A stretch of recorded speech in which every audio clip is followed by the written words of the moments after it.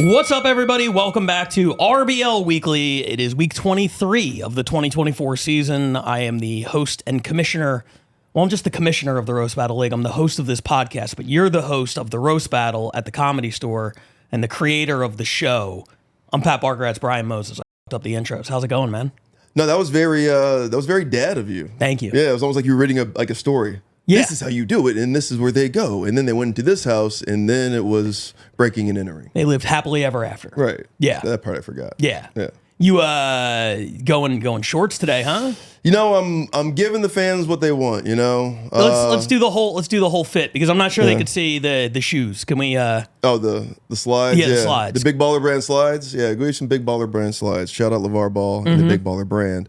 The classic camo hoodie. They can't see me. This isn't a fupa. This is my cell phone. Just so you guys, I don't lift it up because these are like mesh see-through shorts. Yeah. No, it's a lot of crotch shot here. I'm very much aware. Sorry about that, but yeah, it's hot outside. But I also want to give it a little bit of LA with the sunglasses and the hat and the hoodie. Yeah, the Unabomber look. We had our 100th episode spectacular last week. You're kicking off the next 100 in style. 101, baby. You know what the people want. You know what they want to talk about. They're gonna crush me. I respect that. Yeah. We right before we went on the air, we never talk about non-roast battle stuff here, but I just want to say the Olympics. We were talking about the men's basketball finals, one of the best games storyline wise I've ever seen. LeBron James, Kevin Durant, Steph Curry. My God, three of the greatest 10 players of all time, and they all did it together. And more importantly, breakdancing is going to be out of the Olympics, which opens a window for roast battle. It's in LA in 4 years. We're the number one city in the Western Division. I feel like it's kind of a no-brainer, but that's just me. Slide us in. If you're watching this IOC, slide us in. You don't want what happened in Australia. You're going to want this roast battle nonsense. It's much more athletic than breaking.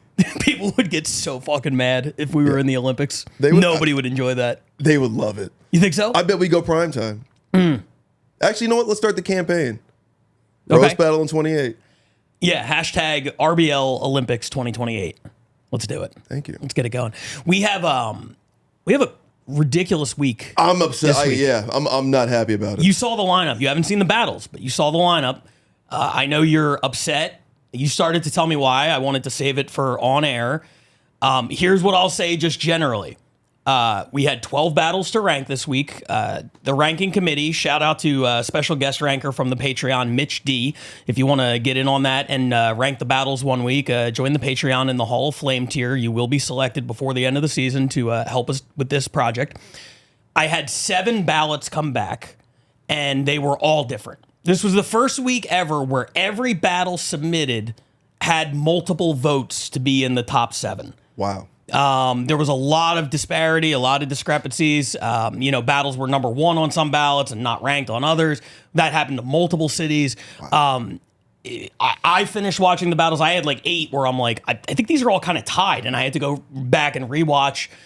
To me, there was no like clear-cut winner this week, and I know there's one battle in particular that you're upset about because you were there and you were like, how the hell is this so low? It's not so much that. They'll see when we get to it. Okay. But it's more so it's deserving of being in this top 7, even in the top whatever. But yeah, we'll get to it. There's a lot of surprises on this episode. If you're used to the normal thing where it's like, surprise, New York, Chicago, LA, 3 of the top 4. This is, if you want to get away from that for a week, this is the week for you. This is, everything has gone fucking haywire this week. And without further ado, let's just jump into it. The number 7 battle this week is not a shocker. We've seen a lot of this city. They've had a really nice season. Currently last place in the American West Division coming into this week, a half point away from getting out of the cellar. But that doesn't mean they've been bad. Last place in the American West Division is first place internationally. Dude, it's the West trying to get into it's the Western Conference NBA trying to get into the playoffs. It's like everybody's got 50 wins. Yeah. We got to restructure these divisions or something. It can't be geographic anymore because it's just not fair. Especially with the Olympics coming up. Hashtag RBL Olympics 2028. And, what better city to represent RBL at the Olympics than Denver? Not sure it really tracks, but I didn't have a good lead-in for the battle, so there we went with it. Number 7 this week, Denver, momentarily at least, leapfrogging Austin for 3rd place in the American West Division by picking up a point here. This is a great battle, a lot of fun between Megan DePontu and Emma Perkins. Here it is. All right, yes, we will start with the obvious, which is Megan owns this bar. So it's great she could take some time off from taking time off from being here to be here. Yeah. Meanwhile. Wide Right really is Megan's baby, which is good, because if she had a real one, it would also be full of booze and barely surviving.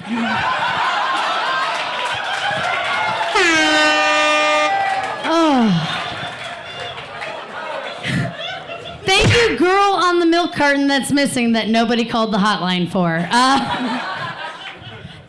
actually has the IQ I used to have. She's a scientist. I used to have before the alcoholism, but somehow still the taste in men I developed after the alcoholism.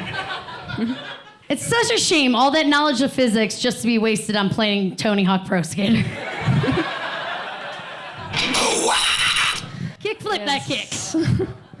That's rich coming from someone who looks like a Smurf in whiteface.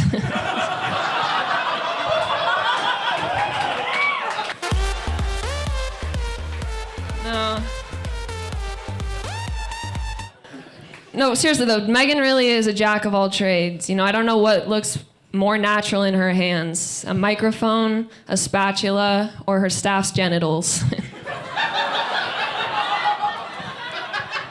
This haunted orphan is Emma Perkins. She's a horse girl, and by that I mean she has the charisma of a horse tranquilizer and the teeth of a horse. Yeah, everyone give it up for Megan the Stale Onion.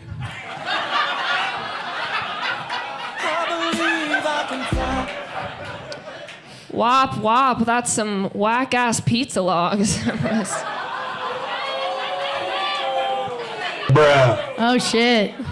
That's a diss on other people, not me. There's some whores in this house, and by that I mean horrible food selections. And Megan. Thank you, Joan of Narc.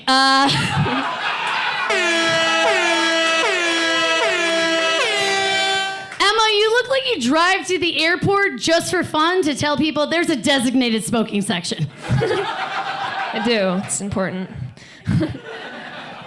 Thank you, Rosie the Rivet Turd. Fuck. Kelsey.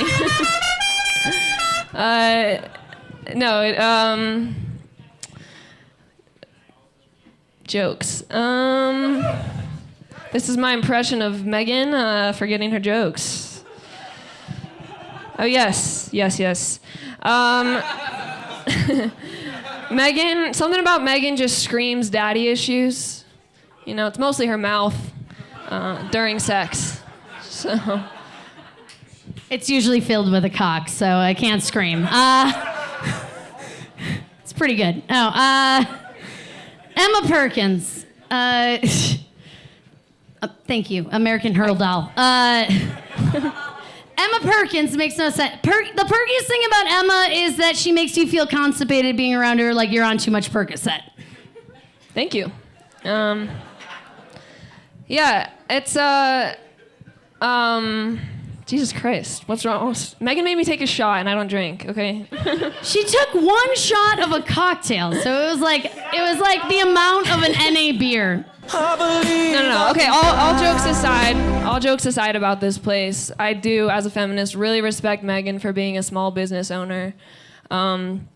She's just proof that women too can create a place for rape. So.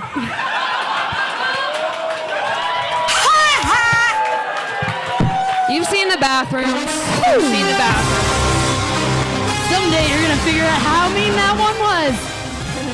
Well, as we celebrate the year of my rape, starting tomorrow, thank you, Emma. You sound like a deflating balloon. Emma's a swimmer. I know. Emma's a swimmer. She has swimmer's mouth, which means as soon as you just start to hear her talk, you're just so thankful that she can hold her breath.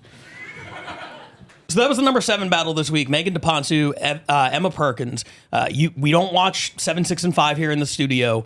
This was a really, really tough battle to rank. I know you haven't seen it. From my perspective, a few really good, well-written jokes that I absolutely loved. Good energy, kind of brought down by, I've never seen anything quite like this. One of the battlers forgot their joke on back-to-back turns. Which is really tough, and then had to like pull the notebook out and had the inner monologue of like, I can't believe I'm forgetting my jokes, and then it's like, she made me take a shot earlier, so I'm drunk, and then the other one was like, she took half a shot of a cocktail. What the fuck is? It was it's fun, but And that made the top 7. Yeah, It's a tough week, man. there were some really good jokes in there. That's what I'll say about it. This was also. And I would encourage Patreon members. We drop battles 8, 9, and 10 in the Patreon. They should be up right now. Go watch those because this is a really interesting week. And I had a theory I wish we could talk a little bit more about, but we're not going to see either of these battles here. But there's one city that did not make the top 7 that I feel should have. I had them ranked 4th. Damn. One of our expansion cities who I thought had a great battle. And then there's another city that's a little bit more experienced, always has super hot crowds. And I watched the battles back to back, and I'm like, man, if you took that one battle and put it in front of that crowd, that would have been one of the best battles of the season. Wow. And if you took the other battle and put it in front of the other crowd, it would have been one of the worst battles of the season. So it's crazy how when you're watching 12 battles in a row, sometimes you zone out and you can't focus on the jokes as much, and it's sort of the crowd reaction carrying it.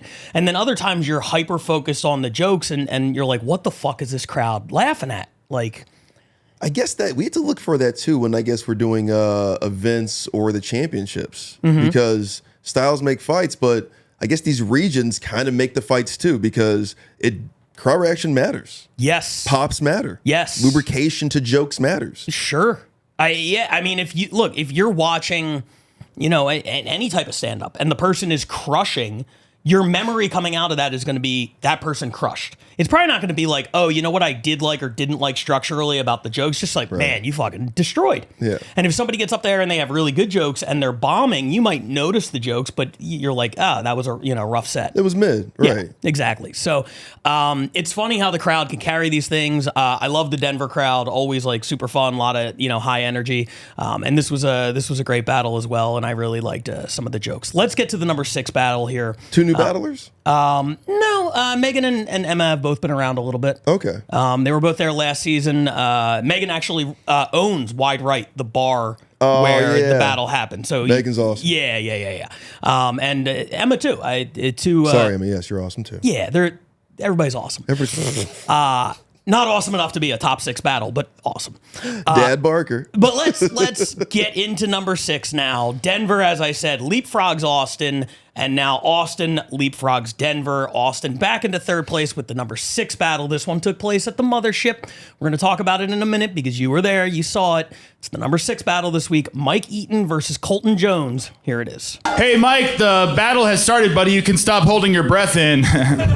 Mike calls himself a foodie. I think he's, the foodieist. Mike, you're about to lose a footy. Okay.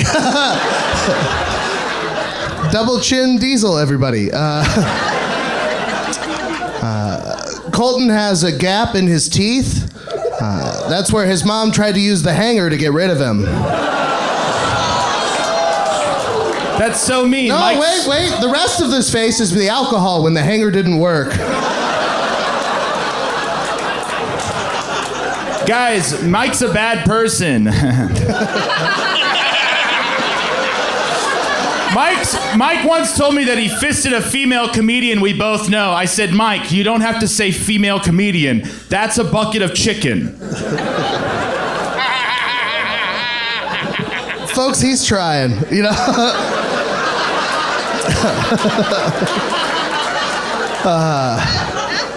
Colton is so ugly that people use him as a reference point at music festivals. Like, hey, I'm next to the guy that looks like a night school janitor. His hairline's like gum caught in a couch.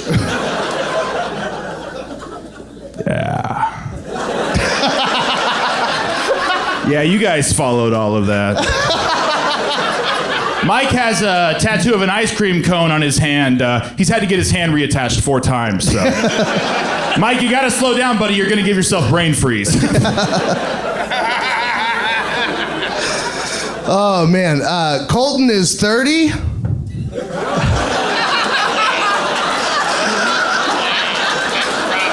Why is that funny? Dude, I truly... Holy shit, what's your secret? Losing custody every day? Mike, you don't look young. You're just so fat that your skin is always tight. Fucking retard. Calm down, Body by Dollar General. Dude, Mike is a bad person! He's a bad guy! He's evil. He's like a sociopath. You guys don't know him. He's a fucking sociopath. He doesn't even care about calories. Colton looks like he got bit by a radioactive pedophile. And it gave him the power to hide any file on the computer. My last joke. Mike, actually, we used to live together. We're good friends. This is the last one, Mike. Try to keep up, retard. Mike, we used to live together. He has a blowjob robot that he bought in the mail. The Victimtron 3000. Hey, just remember, when you have an AI slave master one day, it's because we made them suck Mike's greedy little dick. His greedy, sweaty little dick. That's why. Thank you. Just remember. You look like a crash test dummy that deserves it. That was good. I can't tell if Colton looks more like Beetlejuice when he was alive or Philip Seymour Hoffman when he died. So that was number 6 this week. Mike Eaton, Colton Jones from the Mothership. A lot of fun. And I know you feel pretty strongly about this one. In the room on that night, because we did back-to-back shows. We did a Roast Battle Austin showcase, and then we did the All-Star game. Yeah. And that Mike Eaton, Colton Jones battle might have been the best battle I saw energy-wise that night. Obviously, we can't say that Colton killed it with the jokes, but just as a punching bag, right? And to stay up, right, throughout the whole thing and not just kind of take it on the chin and kind of just like get beat down. He was just so fun. He was more improv-ish than just like giving him jokes. It was just, you're a bad person. Yeah. Look at Mike. He's we call him stupid or, a feeble-minded person, as they say back in 1903. But Mike was just batting 1,000. I've never seen Mike Eaton so good. He's been great, but that was like an MVP type performance. I mean, like, obviously they won't see it watching back because I understand that, crowd energy doesn't translate through a computer screen or a device. But man, Mike Eaton he was special that night. Like, he was the MVP of that night to me. Crowd energy doesn't necessarily translate, but the good joke writing does. That's always the thing that plays best coming out on the other end, which is why I think Mike comes out of this one looking really good. I think the Colton performance has a tougher time sort of translating to video because I was dying. I was dying during this battle. As soon as the night ended, I was like, as soon as we can get that one up, like for Austin, like they're going to get a bunch of points off of that battle. And then it was a challenging week, and Austin was one of the most polarizing ones. It was as high as number 2 on ballots. It was unranked on multiple ballots. It was this was just a weird week kind of in general. But yeah, that energy you feel in that room, when you're in a sold out Mothership, 250 people, however many people, it's like it really feels so big. And then the video kind of neutralizes that just a little bit. I'll say this. I don't think the Austin Mothership energy translates to video as much as the Creek and the Cave energy, as much as the Chicago Zanies energy, as much as the fucking Comedy Clubhouse in Barcelona. Right. You know what I mean? And it's because we don't have the room individually mic'd. All the laughs you're hearing are just coming from the camera in the back of the room. but the energy at the mothership, I always feel like when we watch these back here, it's like, oh, that's a solid crowd. That's a 6 out of 10. But when you're in the room, those are 10s. 10s. Yeah. It's earth. I mean, it was, I know you guys weren't there, folks, but man, Mike Eaton that was Jordan playing the Blazers. And he's just like, everything he was saying was like he was a cult leader. He was Jim Jones that night. Like they were eating at the palm of his hands. He could have said anything and done anything. Yeah. Yeah. He's one of the best. Really? Across 2 seasons? Yeah. Where do you rank him? I mean, that's... Come on, commish. Are we doing like the all-time? Like I'm just saying like, well, all right, let's just go with Austin. As an Austin battler, where does he rank? Top 5? There you go, Mike Eaton. I think he's top 5. Yeah. Yeah. Absolutely. And for consistency, too. He was really good last season. He's really good this season. I mean, they had a couple guys like Francisco Rincon and Colin O'Meara last season, I thought were like for sure this year going to be like MVP candidates. And I don't think Colin's battled at all. I haven't seen Francisco or Colin. Yeah. Miss him. Yeah, definitely. Would love to see those guys back. But in terms of consistency over the course of the 2 seasons, I think it's Keith and Dapari, 1 and 2. Right. And then I think Mike is definitely in the conversation for that 3 to 5 space, for sure. Ooh, all right. He's very fun, man. His battles are always fun. Okay. Yeah. You see that, Mike Eaton? We love you here. Yeah. Shout absolutely. out the Rose Battle DFW starting at Big Laugh Comedy this month. Oh, yeah. Yeah. He and Jay Light. Yeah, could Dallas be in the league next season?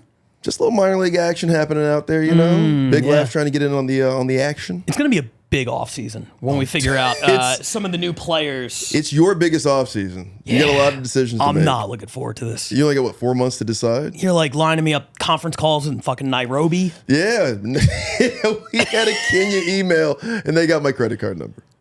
Wait, I missed that one at first. I was like, that for a minute, that didn't surprise me. I was like, he really fucking gave those guys. Anyway, congratulations, Austin. That was a great battle, and maybe underrated. Yeah. We'll leave it up to you. Let us know in the comments what you think about these rankings in general. Like I said, controversial week. Let us know what you think. Number 5 comes to us from London. London has been dormant most of the season. They've been labeled as sort of a disappointment. They went back from running once a week to once a month. They find themselves 3rd place in the International East Division, but last week they put up the number 1 battle. They're getting back into this thing. We expect them to make a run. Can Manchester hold them off? We'll find out. Right now, London picks up 3 more points with the number 5 battle of the week. This is James Milam versus Benji Wilder. Here it is. Ladies and gentlemen, this is James Milam. You may know James. He's making a bit of a name for himself recently. You can see him all over town asking for money on the tube. Yeah, no, James, I'm not saying you have a terrible sense of fashion, grooming, and personal hygiene. But I sent your photo into Queer Eye, and they went blind. Fair play. Nice. I think I look sick. This little Jewish twink is Benji. Actually, tonight you'll see Benji's come dressed as the boy in the vintage pajamas.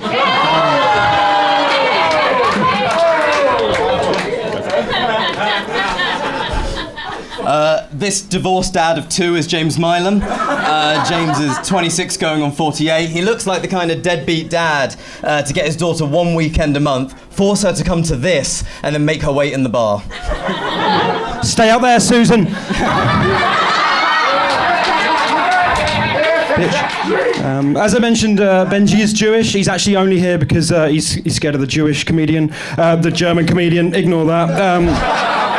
It would have been good if I wasn't so stupid. As I mentioned, obviously, Benji's a little Jewish hipster. He looks like he gets his clothes from Urban Outfitters.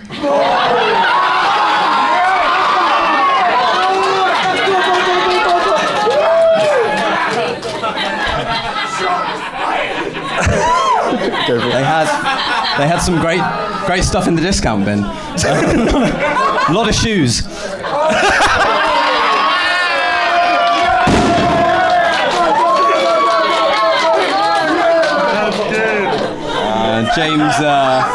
James isn't a full-time comedian, thankfully. He spends most of his time behind the camera. He's a cameraman, right? So an average work day for him involves about 20 minutes filming and then 6 hours cleaning cum off the lens.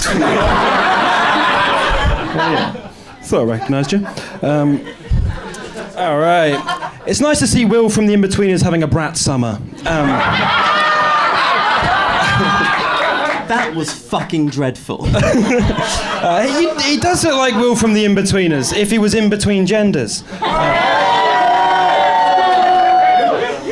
James is newly single. His girlfriend of 5 years recently broke up with him. Yeah, sad. It's really sad. She just didn't think they'd be able to handle the long distance when she goes off to university.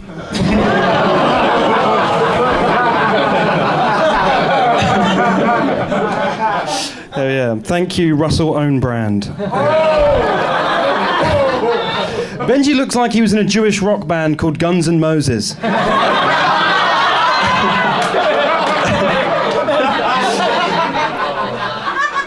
We could have also had Jew fighters.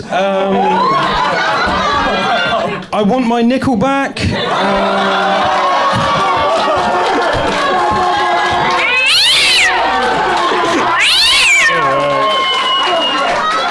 Good.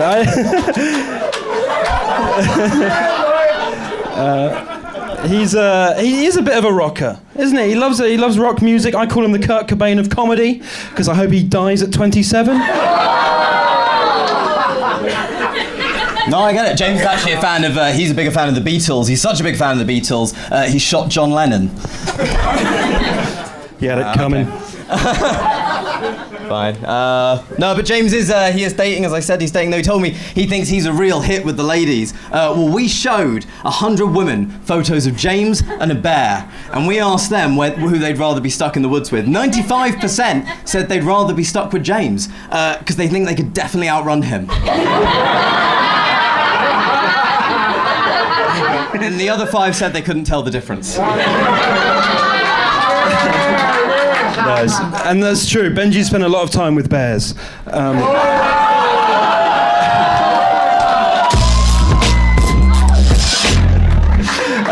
Benji is a depressed stoner. Less Willie Nelson, more Willie kill himself.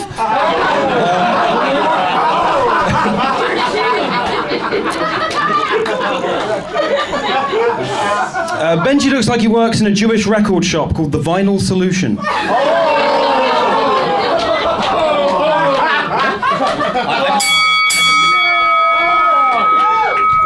I just think it's crazy that between the two of us, I'm the one with depression.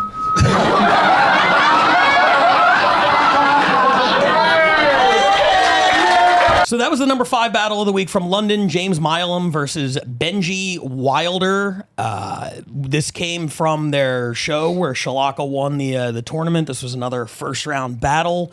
If you're London, I guess you're happy about a number 5. You're picking up points for sure. But this was such a big event. I'm sure they're hoping like we could pump out 3 number 1s in a row and get right back in this thing. They thought. Yeah. This was a solid battle. I enjoyed it. It was definitely one of the 8 that I thought was all kind of, in the same like area. And they pick up 3 points. Still a lot of show to go. We will see if that's enough. Shout out Benji Wilder.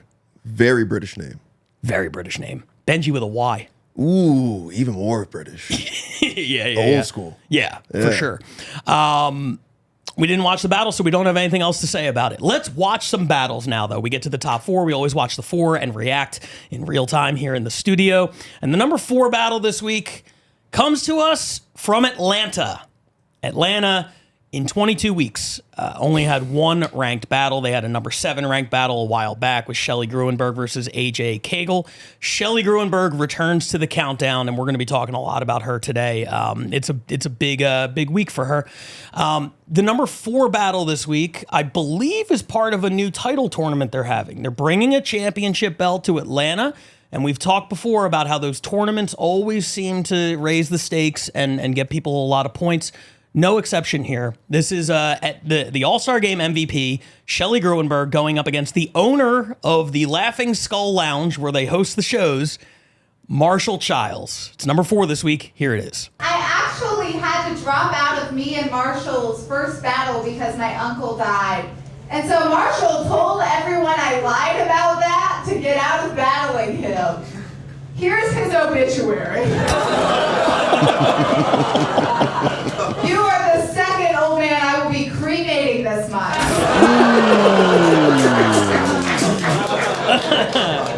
Looks like you didn't leave you anything.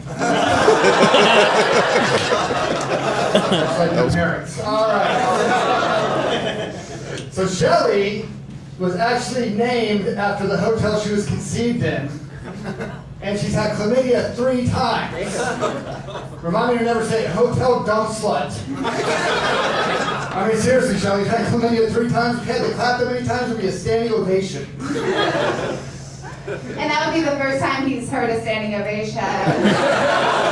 Marshall, you look like you were conceived in the back of a horse-drawn carriage. Marshall owns the club. I know $50 tickets and a 2-drink minimum is steep, but hair plugs, prostitutes, and DUI attorneys do not pay for themselves.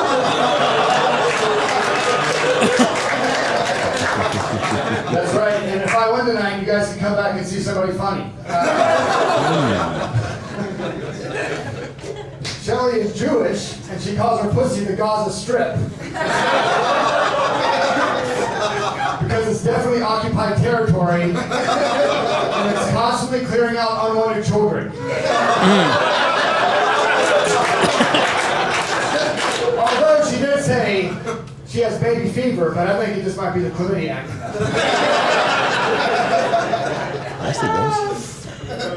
Oh, Marshall, I thought you were Jewish because I'm being paid $25 to be here.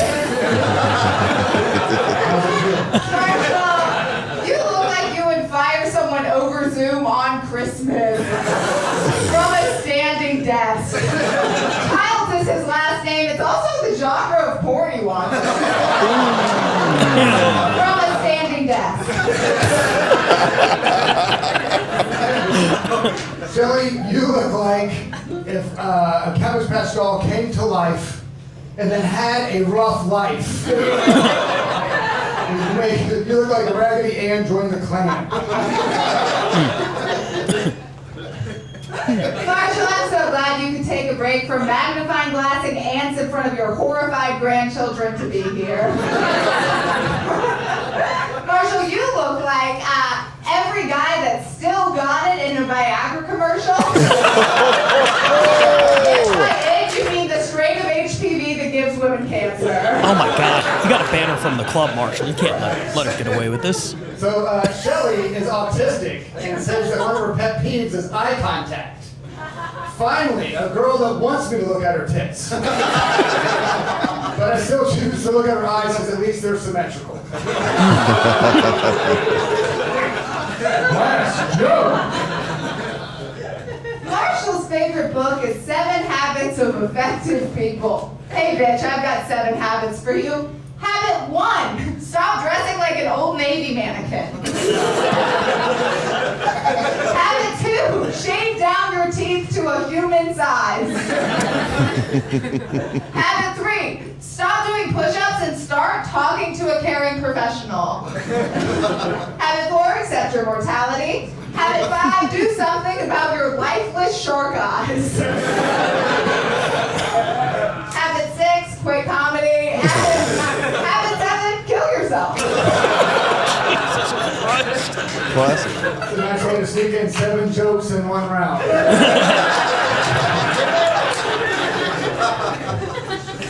So Shelley is really into clowns and has had chlamydia 3 times. I think her favorite band is called the Inflamed Clown Pussy.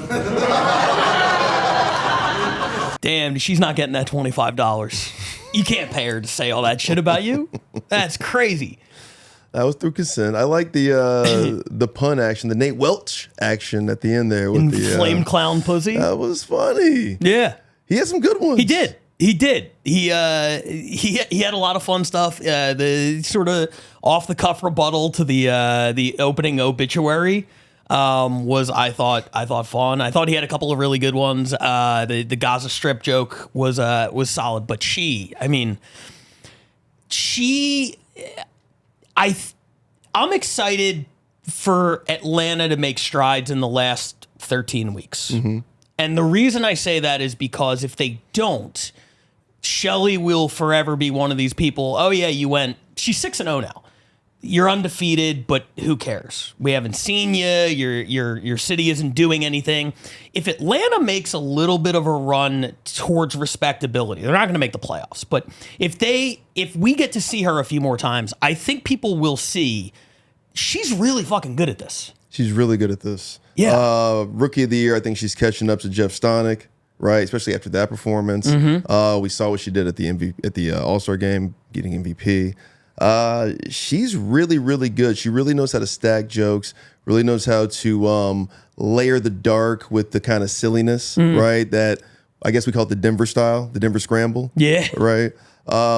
And I just like how she just attacks. Also, Marshall, what's up with just like really going for the callback of telling everybody that she's got chlamydia 3 times? It's like, don't fuck this woman. It's just like, all right. Am I crazy, or did we have a battler? I feel like there was a battle in the last couple of weeks where somebody had chlamydia 4 times. And that was like a setup to a joke. Is this like a new stereotype that just like rose battlers just have STIs?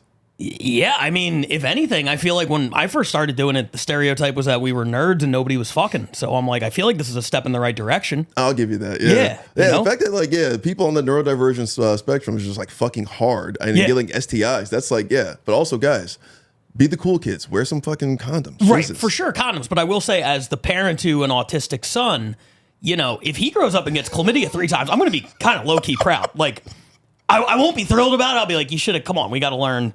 Should have learned from the first, fool me 3 times. But I'll be like, dude, you're getting it in. You got to respect it, is what I'm saying.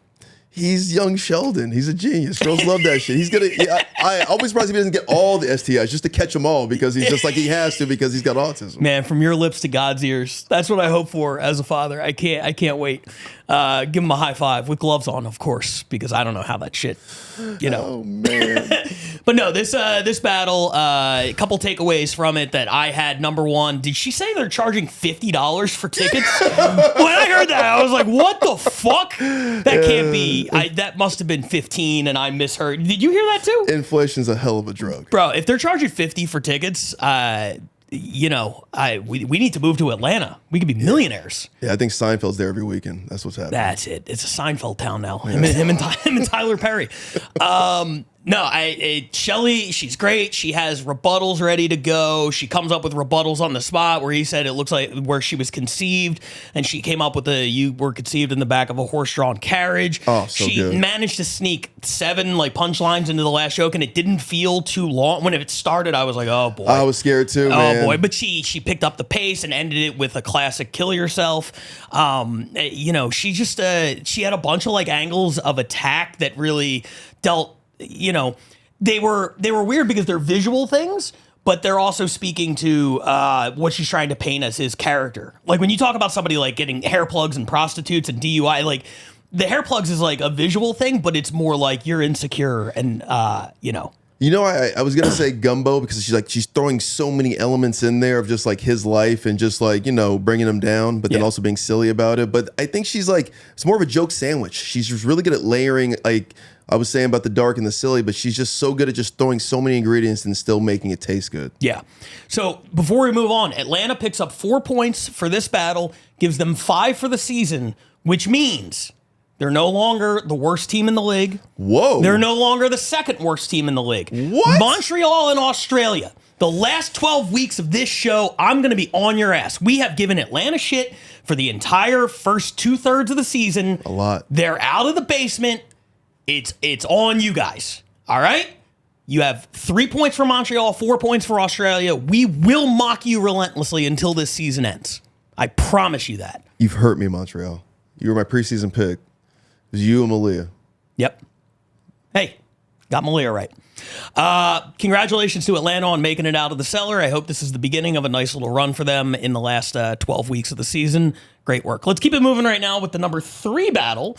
And I got to pull this up, make sure I get all the names right. Yes. This comes to us from Manchester. Nice. As we said before, London picks up 3 points. They're trying to catch Manchester. Manchester widens the gap.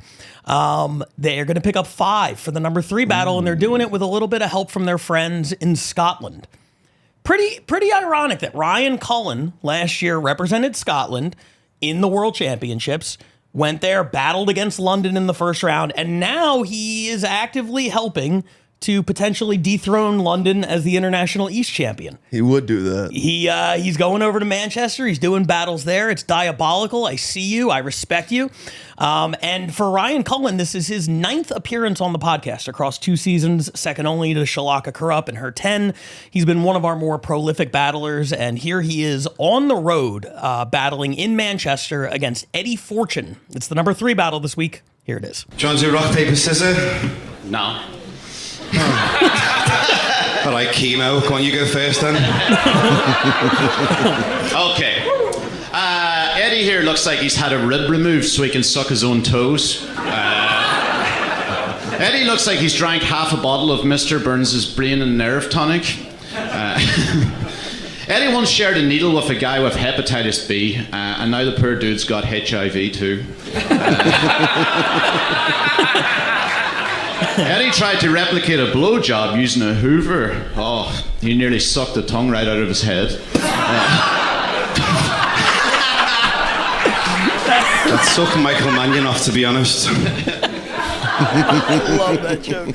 I think there's something quite beautiful in the fact that I've slept with countless men. Yet Ryan is the one who looks like he has AIDS. Ryan hates the English. He hates the liar! Despite looking like a heroin addict from Piccadilly Gardens. He's actually wearing his girlfriend's t-shirt under that jumper. Oddly, I've got his girlfriend's face on mine. It's Miss Piggy. You meant to stick up for the women, you bitches. Eddie often spends a lot of time blowing his load in the local gay spas. His Down syndrome gimp. Now, I'm going to let that one simmer out. Eddie's such a dire whore that if he notched his bedpost every time he's been pounded, he'd be able to tunnel out of his room like the jail cell in Shawshank Redemption. His arsehole is in such a bad state that a photograph of it could easily be mistaken for Rafah refugee camp.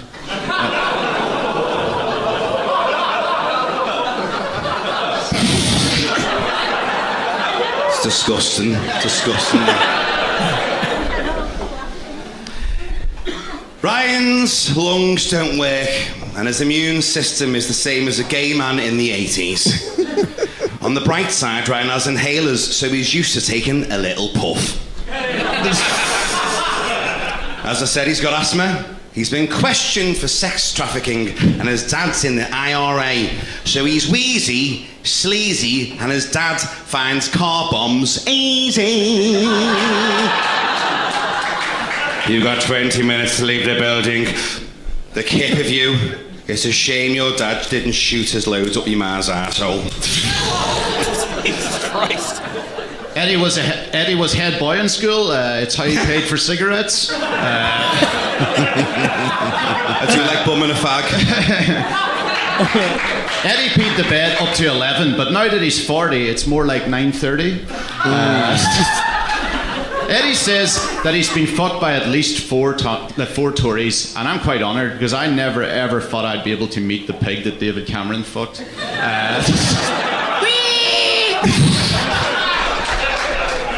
It's a roast. It's the first time at a roast you didn't have an apple in your mouth. It's not me mum's swollen clit. I'm bald and somehow your forehead is bigger. Honestly. Your cranium looks like it's made from Lego. I feel offended. I hate my forehead. He used to live in Daniel Sloss's basement. Imagine those relentless Tinder jokes and wokeness. I'd rather live in Fritzl's basement. At least I'd fucking laugh and want to shag him. Ryan had a terrifying experience when he was nearly eaten by a crocodile in Australia. I thought a hipster dick like you would be happy to get inside a pair of Crocs. Ryan says he's Catholic. In the church when he was a child, the IRA stood for Inside Ryan's Arsehole. He looks like the Milky Bar Kid if he survived a Michael Barrymore fisting party. One of the only to survive, by the way. I was there.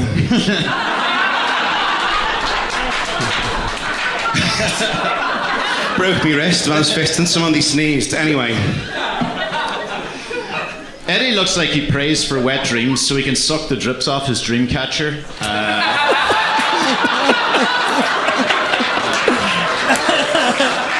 What can you say about Eddie that hasn't already been screamed at a Westboro Baptist rally?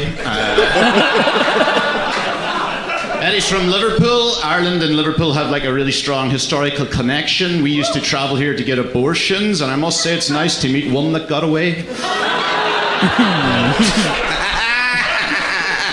You're good, you cunt, ain't ya? Well, I don't know what that was. Come on, pure accent, you cheeky fucking woolly cunt to twat with your cheap trainees. Look like you fell to Matalan. Looks like he's from that film Powder or Gore from Thor. Ryan was fired as a kayak instructor because kids were getting hurt. To be fair, you won't be the last Catholic hurting kids Jordan Water Sports. Ryan Cullen's mum looks at him and thinks, can I have an abortion if my son's 30? This cunt looks like Ron Weasley if he got that Gale Porter disease. Immuniano alopecia.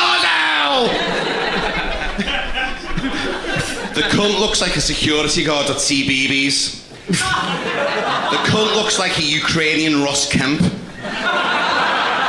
The cunt looks like the kid in hospital who gets a visit from the Avengers.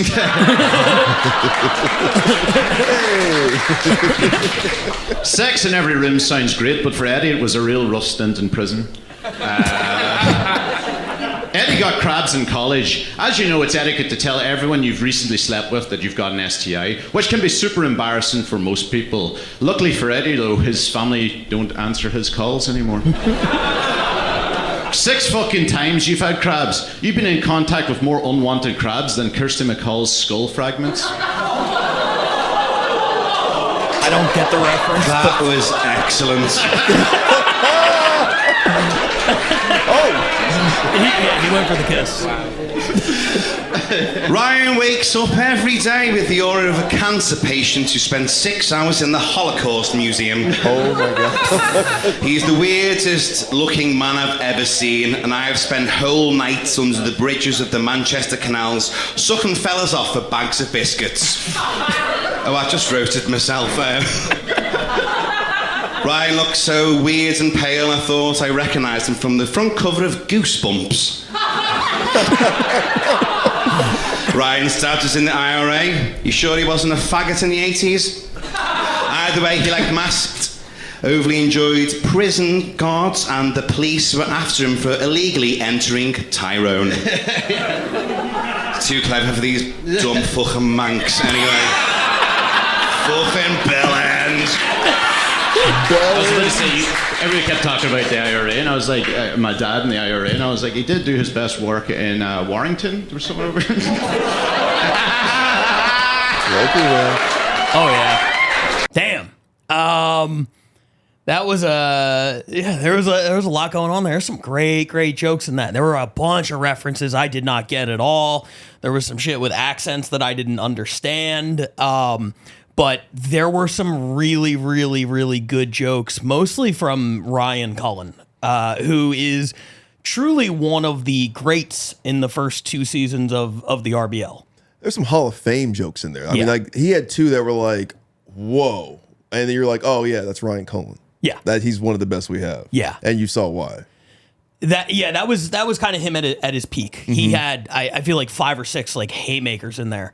The fucking Hoover blowjob joke just it took me out. I lost my mind the first time and the second time. It's such a cartoon visual. Oh yeah. just the idea that he was trying to suck off a vacuum cleaner, like that's hilarious. No, and Eddie. So in a way, when I was watching this time, I realized this is kind of the international version of what you were talking about with Austin, where Eddie maybe didn't have the strongest jokes, kind of like Colin, but he was such a good sport and a fun opponent and a good foil to everything Ryan was doing. And he embraced the nature of the show. He hugged Ryan when he liked the jokes. He was laughing. He was, when the jokes didn't work, he was making fun of the crowd and talking shit to them. Just absolutely the right kind of like spirit for roast battle. Right, that was the international version of Mike Eaton versus Colton Jones. Yeah. But much gayer. I mean, I didn't know Seth Rogen could look much gayer than that. And for the record, when Eddie said the F word, I want to let the algorithm know he's gay, so he's allowed to say it. Do not demonetize us. He's allowed to say that one. Yeah. Continue. Sorry. It's the N word that's going to get us banned. That he said. Yes. No, he didn't say that. Eddie was so great though. But I do like that he was trying to take Ryan's Make-A-Wish by kissing him. Yeah. It's just like he definitely he went for the hug. He went for the kiss too, and Ryan kind of gave him the cheek. He's like, I'm sick, but I'm not that sick. Come on now. I love the way Eddie just like embraces everything. Like opening with, I find it beautiful that I've had sex with countless men, and yet he looks like he has AIDS. Boom. Is just such a great way to open the battle. And then was it Auschwitz reference there, or like I'm sorry, there was more internment camps than just Auschwitz. I know it gets all the praise, like Rucker Park, sure, of the internment camps. But yeah, he like made like a Holocaust reference because he does look like a Holocaust victim. Yeah. Yeah, he was kind of he hit a lot of different angles about how sickly Ryan looks. The kid in the hospital who gets the visit from the Avengers was really funny, but nothing to me is going to beat, as far as visual jokes go, how am I bald and you have a bigger forehead than I do? Oh, so good. I mean, that's what I'm saying. Like that's an all-timer. That crosses over styles, because I feel like I can see somebody who does like a cafeteria style joke like doing that, like a factory lunchroom joke kind of doing that, just like how is your forehead bigger than mine and I'm bald? You know, I feel like anybody can tell that. That's just such a great, man, that's a good joke. We're going to have to see if Ryan can make another run at Scotland MVP. It's been all about Jack Traynor this season. He's been having a hell of a year. Absolutely. But Ryan Cullen, you look up now, I think he's 4-2. He's got, I think, like 15 RBL points. Jack is still in the lead to me, but Ryan could close the gap. And look, this is a conflict of interest. I don't know how else to say it, but he runs the division. He could theoretically be like, hey, Jack, we need to battle this thing out. And, you planting some seeds there? I'm just saying. Might not be a bad battle to end the season with. Now, that being said, Jack Traynor is about to battle Shalaka Karup in Edinburgh next week. If he wins that, I think he jumps way into the lead. I don't even think it's close at that point, because he's already in the lead in my mind and has had an incredible season. And if he beats Shalaka, then to me, it's next level. But if he loses that, opens the door up a little bit, I don't know. We'll see. I mean, it's the Shalaka effect. It's he woke up. He must have watched last week's episode or the last 2 weeks, and he's like, oh shoot, she's up. I got to get up. Yeah. So now he's doing his push-ups. Yeah. So watch out, Jack Traynor. I mean, like you've woken up the guy. It's almost like Lance Armstrong back in his heyday. It's just like, all right, you're ahead, but it's like we're only halfway there. Yeah. Like this is a marathon. I can't wait for that battle. Edinburgh, they're doing 2 big shows. They did the first one. The second one's coming up next week. And before we move on to the top 2 battles, on the note of Edinburgh, I referenced this on the Instagram account at RBL Commish. I just want to give a shout out on the podcast to Luke Hall from London, who is just one of the most under the radar people that we have. He went to Edinburgh. He had a battle. He won the battle. Before the show, someone else dropped out. He goes, I'll battle twice tonight. Damn. And he wrote jokes for a second battle, battled twice in one night, won them both. He moves to 7-1 this season. He leads the league in wins. He is, I think, 17-3 over the 2 seasons, 16-3, something like that. And all he does is battle and win. We did a writer's workshop with Shalaka on the Patreon, which if you haven't seen that, join the Patreon, check that out now. That's on all pay tiers. And it was really insightful, a lot of good stuff in there. And Luke Hall was the guy that she referenced a few times, where it's like, when I have questions about like writing, or I want to run the jokes by somebody and I want to get their opinion, somebody I really trust, Luke is the guy, you know? So he's very well respected in the London scene, and to this point, kind of has flown under the radar, but got to give a shout out to him. He leads the league in wins, and I feel like we never really talk about him on the podcast. Shout out Luke Hall, man. So. Yeah, he's been great for a long time. Yeah. But there's a doppelganger out there, Luke, and there's another Luke. It's Luke Binkow. I'm just gonna keep referencing that kid's name every week. I love him so much. When we have the budget to make these big international battles happen, I never even thought about that one. That's got to be one of the first ones. International Luke warfare, Hall versus Binkow. Let's fucking get it. I can't wait. The lukewarm battle. Well, let's move on to the top two now. And this battle is a very interesting one. This comes to us from the Bay Area. Josh Means, who is the president of the Bay Area division, has been trying anything he can this season to get points. They've been throwing battles on shows that aren't even roast battle shows, which we're going to have to visit the rule book in the offseason, see what we all think about that. And then this was one where he just posted day of the show. He's like, I'm tired of not having enough points. Like, I'm going to battle tonight. I'll battle anyone.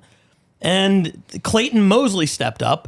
And, as Josh references in his intro that we're not going to see, Clayton has a career roast battle record of 3-19.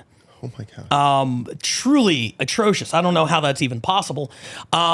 And yet he stepped up to battle Josh on, I guess a few hours notice, and they had a hell of a battle. Shout out to Josh for calling his shot, being like, we're going to get a top 7 battle with this. They ended up with a top 2 battle.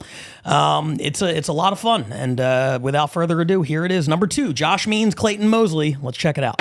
All right, this Bobby Boucher cosplay is a gay man from Alabama. Doesn't he look like he puts the hard R in Grindr? Josh hit me up on Grindr this morning to do this battle. When I first met Josh, I was so happy to see that white trash is nationwide. Doesn't Josh look like he listened to ICP one time whenever he was 13 and decided to base his whole life around it? 2 ICP jokes. All right. Good one, Ferry the Cable Guy. Nice one, Carrot Bottom. It's on the list. No more Carrot Bottoms. This crowd, don't listen to him. Clayton is 3-19 in roast battles. It's almost like they're one on your dad's approval. At least I can still talk to mine. All right, good one, LGBTQ. Clayton's a dog walker, and that's not the only thing you can get him to do with a leash and $5. Josh, I do like the beard. You look like every Amish guy who's tried crystal meth while on Rumspringer. You look like you called back home and said, Jebediah, there's gold in them there hills. But you're just out on the side of the 80 digging in a ditch. Okay, Curtsy Cobain. Clayton's only gay because he didn't have a sister. You look like you got molested by your uncle.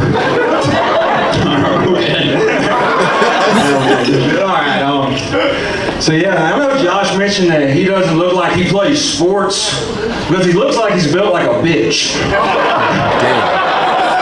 He said he plays basketball, y'all. That just means that he likes being dominated by big black men in the bedroom and on the court. His position on and off court is power bottom. All right, this Peter Pan sexual is he's like Lenny from Of Mice and It's Raining Men.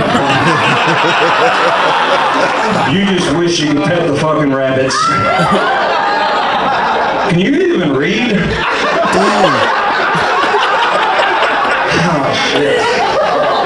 A dude from Alabama asking me if I can read? You look like the reason the illiteracy rate is so high in California. Speaking of movies, doesn't Josh looks like he's about to go audition for Shawshank Redemption 2 and he goes back to prison? Yeah, you right? look like you get excited for the Black Friday deals at Goodwill. You look like you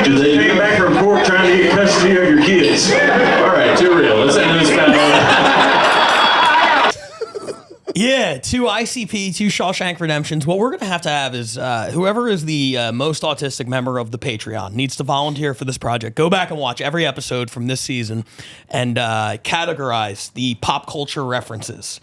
I would love to see what's at the top of that leaderboard. I mean, Cara Bottom's got to go, guys. Oh, yeah. That getting an applause break really hurt us here in the studio. It's tough. But Clayton Mosley's a fan of the show. Yeah. I mean, obviously he's battled 22 times, but he's a fan of the show. He comments a lot on this podcast, on our social platforms. Yeah. He's fun, man. I mean, he's very Freddy from Scooby-Doo. Handsome dude, looks like a Chippendales dancer or a Thunder Down Under. You know, seen a lot of male strip shows. I played a lot of Vegas clubs. But he's fun. He sounds like Randy Moss. It's wild. Yeah, I didn't even pick up on that, but you're right. I was too busy being distracted by the tank top tucked into dress pants, which is, I mean, that's a look. Dude, Flying Brian. He's got that Flying Brian look. He's got Mr. Perfect. He's got Ultimate Warrior without the makeup on. I mean, he's a lot of things. We got to cut this podcast. This is getting gay. I'm already wearing this. Like, Jesus. Yeah, you need to. I feel like the inseam on those shorts is hiking up with every sentence you say. You know what that looked like? You ever watch those Nugenix commercials with like Frank Thomas? Oh yeah. That's like I'm always talking to Josh. Like, Josh, you know what to help you out? Look like this. Some Nugenix. Yeah, Frank Thomas is just at the driving range and like he overhears some guy talking about his low T, and Frank Thomas is like, "Luckily, the Big Hurt's here to help."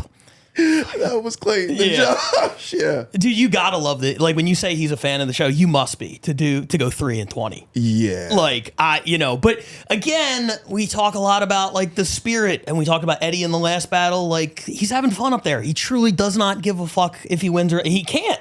Otherwise, he would have stopped. Yeah, you know what I mean. But he doesn't care. He's like, let's just put on a show. And I thought on short notice, those guys really did put on a show. I also realized. My favorite thing about Bay Area battles and what I think they do better than any other city in the entire league, pacing. There is not a wasted second on these battles.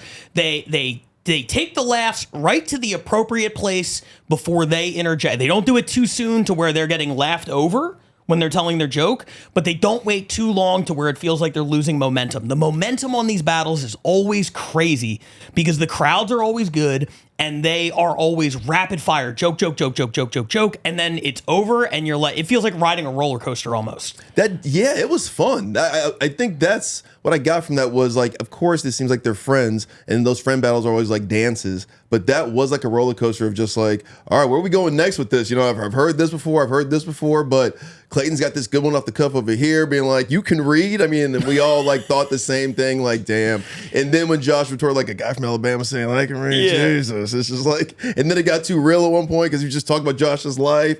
I just thought that was way too much fun. And Josh is so good at that, man. He's a conductor with that shit. He is. When you talk about pacing, I just think like his battles, Logan's battles, Lexi's battles, they're just, who's the champion out there now? Ashley or Alicia? Alicia Dillon. Deeps. Dakota Fry. You're right. It's like New York. It's like they can pick anybody in there. 15 deep of just like the way to just ride with the battle. And Josh, generally speaking, this season has I feel like taken more of a hands-off approach to battling because he runs the scene and he's been focused on building up all these other guys. And I think now he's getting hungry where he's like, I got to get back in there and I gotta battle. I gotta do this. And like, to be like, we need some points. It's like they're second place. They have the 4th highest point total in the entire league. And Josh is like, it's not good enough. We need more. Like, what do I got to do? Like, how can I help the show? And, you see some people who run a show and interject themselves almost out of place where it's like, oh, you're trying to make this about you. This is selfish. And then you see other people who do it because like it's for the greater good and it's selfless. Mm-hmm. And I think Josh is definitely in the latter category. I think he is, man. He does a good job. Ryan Colin, obviously. JJ Wackrat over in Tokyo. He's got a whole festival he's throwing up there. James Regal over in Barcelona, same thing. So we've got some there's some good bones with these guys, and I think they can teach a lot of producers and performers kind of that same thing of if you don't make it about yourself, if you make it about the community, make it about the show, you're always going to win. Yeah. Absolutely agree. So congratulations to the Bay Area picking up 6 points, inching closer to LA. They're not going down without a fight. And boy, they've had a really good season. It's been great to see. We've had some turmoil. It's been a ride in general with the Bay Area and the LA of it all. So, shout out Josh Maines. You called your shot, and we were kind of defensive and talking some shit back, but you've kind of held your composure and you've held your place, and you guys are poised for a run. Now, we're going to give them all the respect right now, and then in about 10 minutes, we're going to look at the standings and be like, damn, dude, like, LA's killing the Bay Area.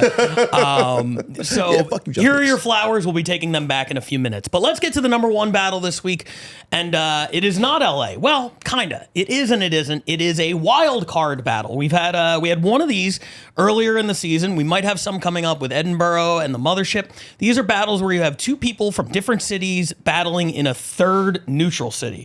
Now, the way we decided we were going to do, the scoring for these battles, the points get split. So in this case, 3.5 points to each of the cities participating. This is from the All-Star game. It is John Luna representing LA going up against Shelley Gruenberg from Atlanta, which means history has been made. Shelley Gruenberg, the first person in 101 episodes to be featured on multiple battles in the same week. Wow. She ends up bringing home 7.5 points for Atlanta. Wow. A city that had 1 point coming into this week. So congratulations to Shelley. This was my favorite battle of the All-Star game, which, by the way, dropped on Patreon yesterday. So if you are wanting to see the All-Star game in its entirety and check out all the other battles, you can do it right now on the Patreon. It is dropped for all paid members starting at our $5 undercard tier. Go check that out. In the meantime, let's check out for free this battle. This was the opening match at the All-Star game. It is John Luna versus Shelley Gruenberg. Here it is. All right. The white woman and the Mexican. Let's roll! Oh, John, you refried beanbag chair. John's mother is a cop, but he also has some excessive force complaints because he breaks every chair he's ever sat on. Shelley, you're just like a ketamine girl. Shelley was in special ed, which makes sense, right? But it makes sense because she has an eating disorder and every guy she fucks gets ED.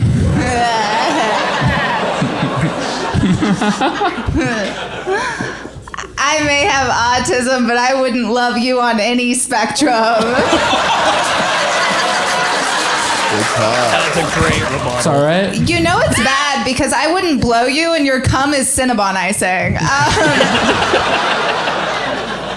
John, Tasty. question. When you do rapes, how? Because if you're on top, that's straight up murders.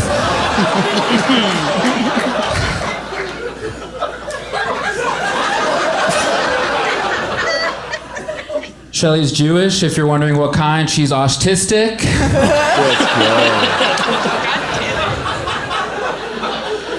Shelley's really bad at driving. Whether it's traffic or social, she cannot read signals. She totaled 3 cars in 5 years. Maybe this Jew should be on a train. When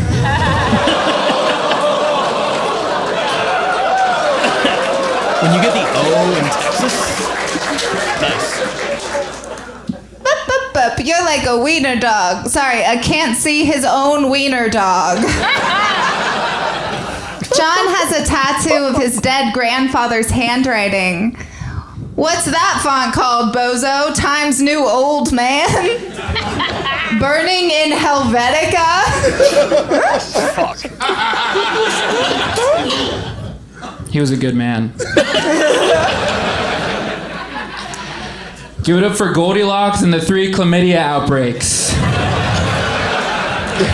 Shelley's like Rapunzel if instead of her hair, she let down her entire family. That's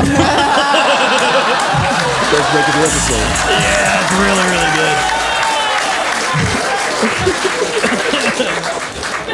good. John, I may have had the clap, but your tits clap when you brush your teeth.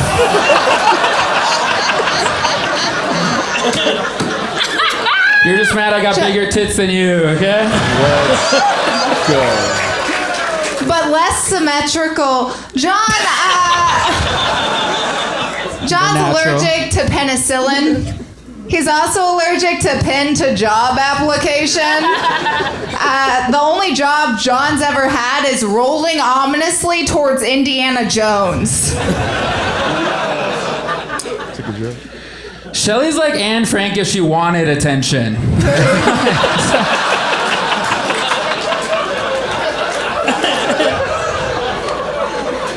Shelly is Jewish and bisexual.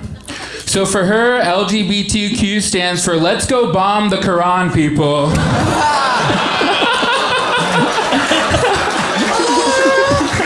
Last joke. John, that's bold coming from you, because you colonized 90% of every couch you sit on. John had a failed suicide attempt recently. Yeah, he got in the bathtub and then the toaster wouldn't fit. Oh, that's unreal. That's such a good joke.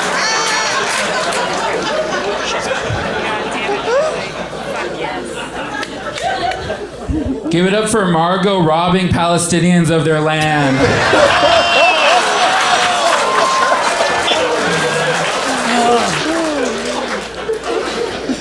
Shelly loves thirst traps. That's when her people cut off the water supply to Gaza. I don't know. That's what's... Wow. Okay, I take it back. Yeah. You guys are right. That was number one this week. Outstanding battle. My God, you're right. We were talking about Paige Leslie before this because you guys talk a lot about the battles or whatever, and my God, she's right. The jokes just stand out more. Yeah. Even if it's a punching bag, you can tell it's a punching bag, and you're like, well, they're having fun. Yeah. That was like, what are they both gonna say next? Yeah.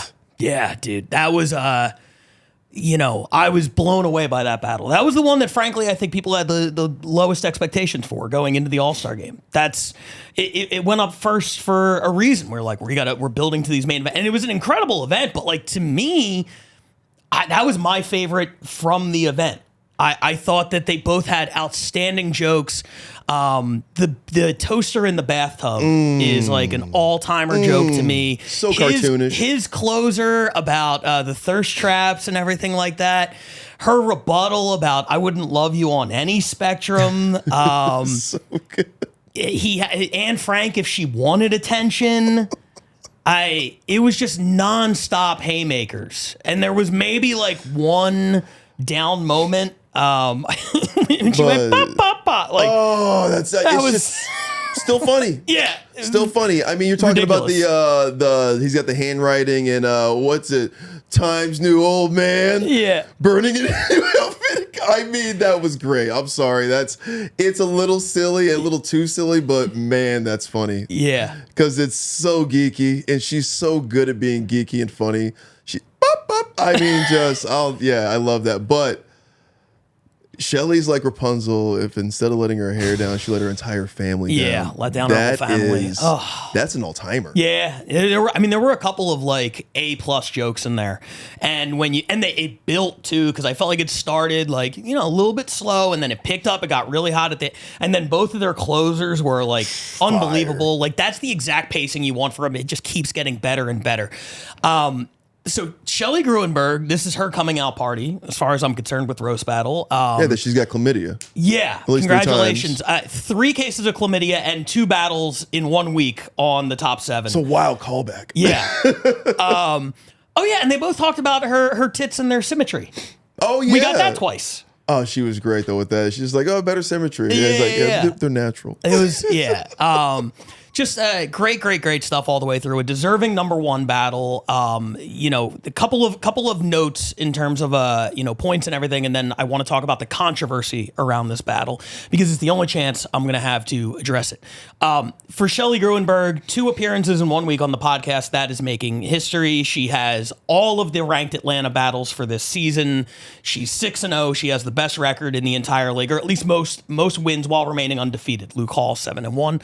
For John Luna, it is his 6th RBL battle of the season, which is more than anybody else in the league, and the 4th different city in which he has posted an RBL battle. He's done it in LA, he's done it in the Bay, he's done it in New York, and now he's done it in Austin, which is just, both of those guys are great, and they've been two of the real stars of this season so far. He's like a traveling like hobo. He just goes from town to town roast battling. Like, we'll roast battle for food. Clearly. Yeah. And also 31 points for him now on the season, passes Max Sorich for the most in the league.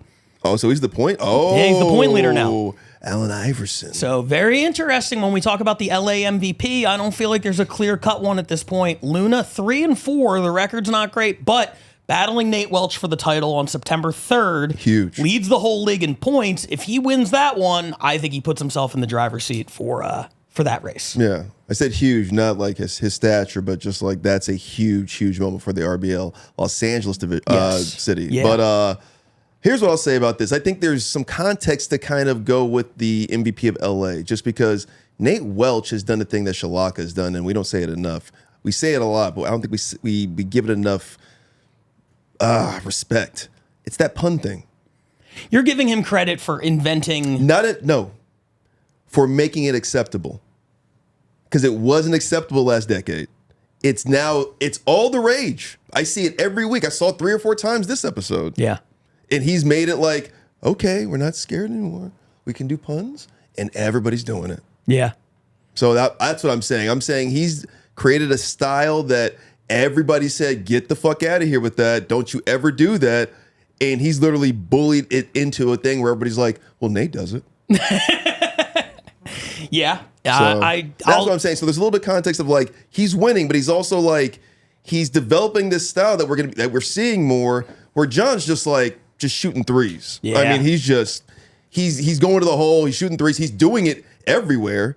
So there's a little more context to him too, because he's got road records. It's like the NBA all-time leader in points. Nate is Kareem. He's like, I just do the skyhook a bunch. Right. Nobody can stop it. I'm really good at it. And Luna is LeBron. He's like, I have to drive, I have to shoot, I have to do a little bit of everything. And you thought you were going to stop Kareem with that skyhook. Yeah. I remember that episode. I want Colin to cut something from that. It has aged so poorly, because like you said at the time, everybody was grumbling about these stupid puns, and I got up there, I'm like, look at this asshole doing puns, and the crowd's like, no, we love those. And I was like, wait, what? And now, it's the preeminent style in the league. So it really Nate is very, very, very tough to beat in the belly room. His only losses this season have come at the Netflix Festival and the Mothership. He's got a bad road record. But Luna's got a good one. But it's taking place in the belly room. Let's go. So that title match, I think, will settle a lot of things as we move forward for the LA MVP. I want to talk real quick about the controversy, and we're running out of time here. Shelley Gruenberg was voted the winner of that battle. I think watching it back, and at the time, I did vote for John Luna, so I'm consistent with that. I think John Luna took the battle. I don't think it was a massacre or anything like that. I thought that the battle was, had a lot of high highs. I had Luna maybe a point ahead because I feel like Shelley had 1 or 2 little misses in there. And then at the end of the night, and this is on me, I'll take full responsibility for this. We were going to crown an MVP. The night of the show, I'm running around, I'm producing, I'm making sure all the battlers are ready to go. I'm doing a stand-up set. There's a lot going on. And I forgot to kind of sit the judges down and be like, here's what we're doing at the end. Mm-hmm. So we had a 30-second window while you're closing out the show and being like, all right, thanks. And I'm like, who are you guys voting for the MVP? And Frank's like, Deep Tanshu. And I'm like, his team didn't win. And I'm like, you can't vote. So it all came together, and Shelley won the MVP. Now, I think it's fair because she was voted the winner of what I think was the best battle of the night. I know John was not happy about that because he's like, not only did I lose the battle and I feel like I should have won, I feel like I would have been MVP had I been given the win in the battle. So I think when this episode comes out, there's going to be controversy over Shelley winning the battle and the MVP. And I think those two things together are going to snowball. But she was fucking great. She was outstanding. Even though I voted for John, I want to say I don't think this is as lopsided as some people are going to make it out to be. I thought she had a great showing, and I don't think it's insane that somebody would prefer what she did in this battle because she had some haymakers. She had some haymakers. John has some all-timers. She had big pops in the room. I think that room thing we're talking about probably contributed to her winning a little bit, especially in the beginning, because she was kind of knocking it out in the beginning. Yeah. And John had to come back with some, but he came back with some great jokes. Yeah, dude. So looking back, obviously, it's all arbitrary, I think, with some of the judging and the winning. But this is a coming out party for her. Her battling Marshall Childs, who's a legend in roasting in the South. At that club that he runs, he does a great festival out there. So she battles that guy who's supposed to be seen as the best roaster in that city for the most part. She beats him. She battles Luna. She beats him. She's basically carrying that whole city. Look out, Cleveland. Basically, it's Shelley Gruenberg. It's New York, Chicago, Cleveland, Shelley Gruenberg. Yeah. But really, it's that's really what speaks to me. There's a controversy. Yeah, sure, John Luna wins just because he does have maybe one or two more pops. But ultimately, this is more about Shelley. And I think because the East won, and you're saying that she won, and I thought that Deep Tonshu and Eric Asker had the best battle, so I would have given it to Deep Tonshu, not even John, had he won. That's an excellent point too. Because that went to overtime. Yes, So- I mean that was a great battle as well. We'll be seeing that soon. You can see it right now on the Patreon if you sign up there. But I did want to just address that real quick. It was a great battle, and that should be the major takeaway from all of this. I hate when the results of the winning and losing overshadows what should be the theme, which is they both crushed it. It was great to see, and for both of their first times on the mothership stage, no nerves at all. They absolutely brought it, and great job. Okay, so that being said, let's end this thing up real quick and talk about the updated standings. LA picking up 3.5 points for that battle. The Bay Area moves a little bit closer, but as I said before, LA clearly in the lead. Austin creates a little bit more room ahead of Denver.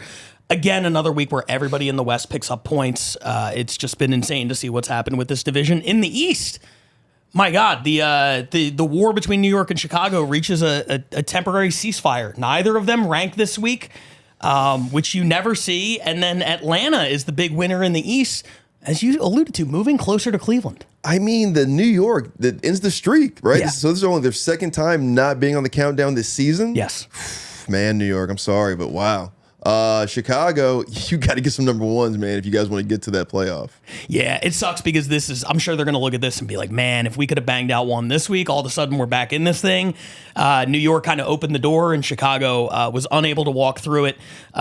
Great news for Atlanta. I think it's 8.5 looks so much better than 1. I'll say that.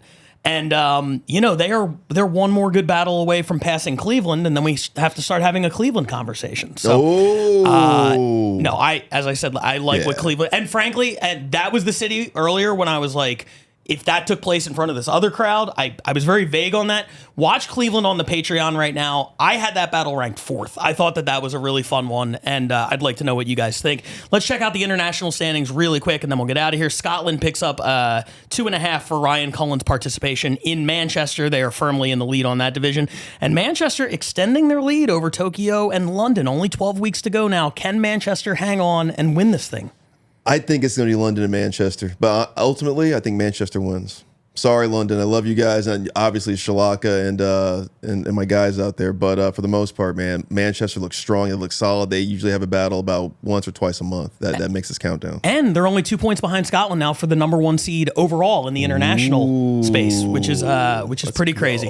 Hell of a rookie season for Manchester. I'm excited to watch these standings as we move forward. We are out of time on this episode. We'll see you guys next time. We got another 12 weeks in the season. Make sure to sign up for the Patreon to check out the All-Star game right now. And you got anything else? Buy some merch. RoastBattleLeague.com. Buy merch. City merch. City shirts. Let's roast.